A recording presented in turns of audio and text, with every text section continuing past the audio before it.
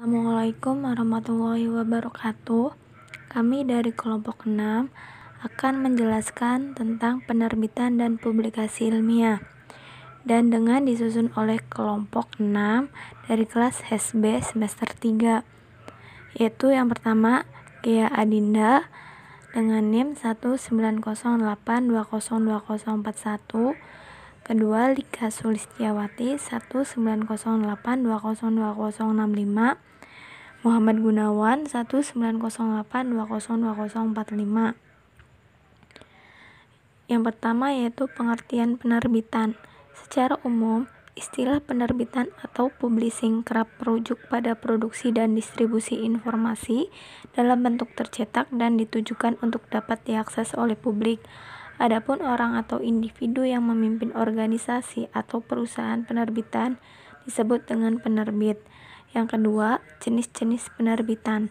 Jenis-jenis penerbitan dapat dikelompokkan ke dalam 3 jenis, yaitu yang pertama, penerbitan buku adalah penerbitan yang mempublikasikan informasi atau gambar dalam bentuk buku.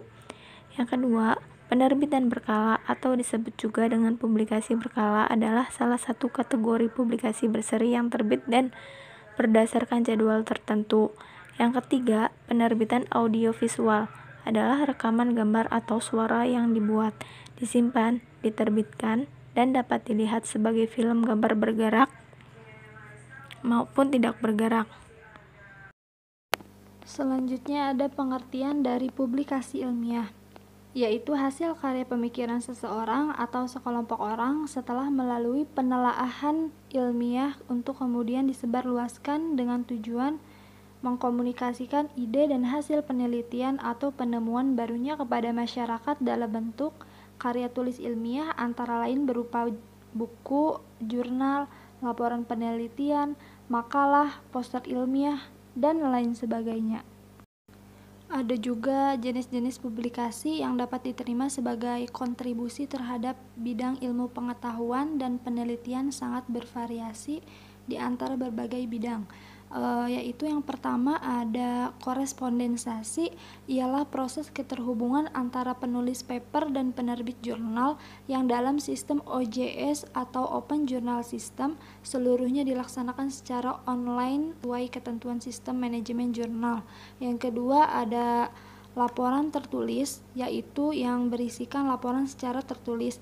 Yang ketiga ada pertemuan ilmiah, yaitu pertemuan biasanya membahas sebuah karya. Ya, selanjutnya tujuan publikasi karya ilmiah.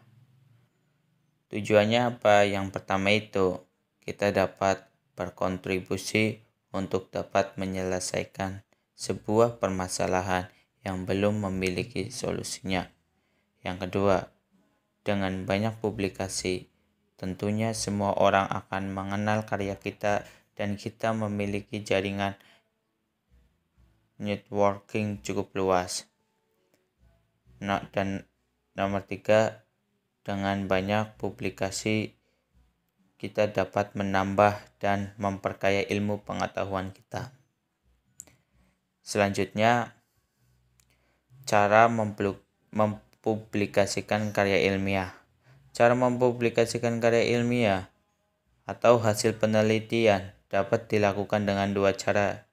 Yang pertama, publikasi ilmiah yang dilakukan dengan mempresentasikan hasil penelitian dalam bentuk oral presentation dan poster presentation pada acara konferensi internasional.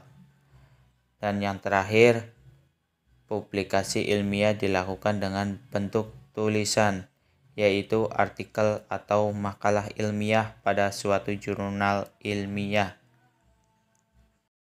Baik, terima kasih. Sekian dari kelompok kami.